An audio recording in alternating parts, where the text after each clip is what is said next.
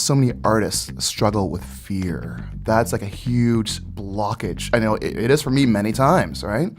So I want to discuss about that in terms of where that works in your story. But I also want to talk about you slipping through the cracks, because there's going to be people out there who are like, okay, hold on, who's Jennifer? Who's Jen?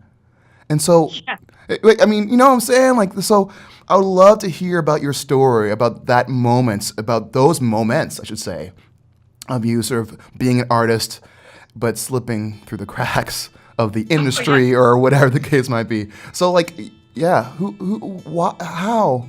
Like, who are you? What is your deal? Yeah, and can he climb out of those cracks? No, I'm kidding. But Yes. Well, yes. I lived a life of fearfulness for a long time.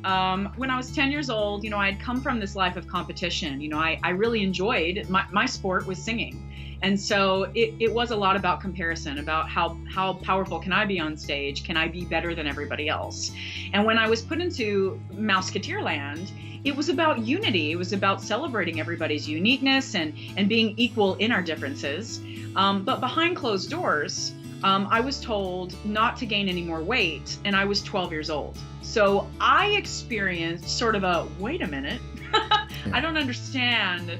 If I'm celebrated and you brought me on the show because I am who I am, why is this a thing, And at 12, of course, that's not necessarily something we want to digest. It's not necessarily a parent wants to deal with either.